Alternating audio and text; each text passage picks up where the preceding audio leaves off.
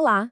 Bom, esse exercício que acabou de ser feito, ele não termina com um diagnóstico, sabe? Na verdade, é aqui que começa a reflexão mais importante. Como a sua liderança está sendo exercida agora, neste exato momento? Vamos aprofundar essa leitura juntos. O ponto de partida é exatamente este. O valor real, de fato, não está nas palavras que preenchem os quadrantes, mas sim na qualidade da reflexão que elas conseguem provocar sobre a sua atuação. E o primeiro ponto fundamental é este aqui. A análise que você acabou de fazer é uma fotografia do momento. Ela não define quem a pessoa é, mas sim como a liderança está se manifestando. Ou seja, o que está registrado aí não são traços de personalidade fixos, imutáveis. São padrões de comportamento que são percebidos, formas de decidir, de se posicionar, de lidar com a tensão. É sobre a sua atuação, especialmente sob pressão. Com isso em mente, a pergunta central muda completamente. A questão não é mais só listar pontos fortes e fracos, mas sim avaliar: será que eles são adequados para o papel que o contexto atual exige da liderança?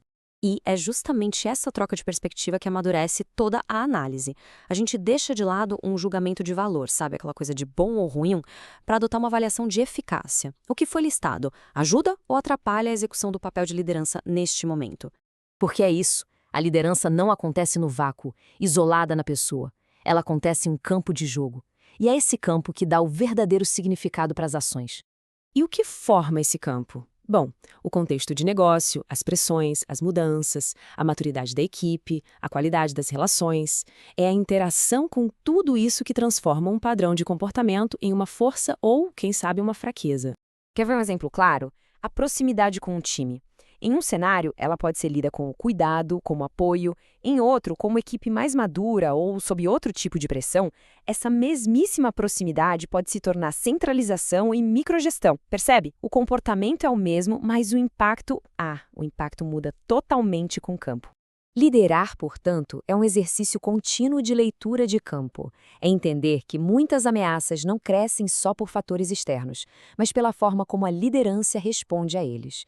E que muitas oportunidades, elas só se concretizam com foco e posicionamento sustentado no tempo. Agora, a gente chega no ponto mais potente dessa análise. O objetivo aqui não é olhar para 4 listas isoladas, é combinar os quadrantes para extrair estratégias de atuação de verdade.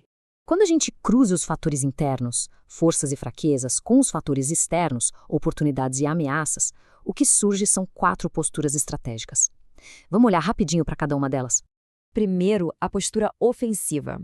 É sobre direcionar as forças de forma deliberada para capturar as oportunidades. A pergunta aqui é: onde as minhas melhores qualidades podem acelerar o nosso avanço? Agora. Já a postura defensiva usa as forças para proteger o time, proteger a estratégia diante de ameaças. E atenção, isso não é recuar, é criar um porto seguro usando a estabilidade para conseguir navegar na turbulência. A leitura da vulnerabilidade é só um ponto de virada para o desenvolvimento. Ela acontece quando se reconhece que um padrão interno, uma fraqueza, está bloqueando uma oportunidade que é clara. Aqui a pergunta muda para: o que eu preciso desenvolver para que a gente possa aproveitar este momento? E, por fim, a leitura da debilidade, que é um ato de responsabilidade para reduzir riscos. É aquele ponto onde uma fraqueza interna encontra uma ameaça externa, e isso cria um potencial de crise. O foco aqui é conter, proteger o sistema. Mas o ponto crucial é este: uma liderança madura não escolhe só uma dessas estratégias. Ela transita entre elas o tempo todo, ajustando sua atuação conforme o projeto, o momento do time, a pressão do contexto.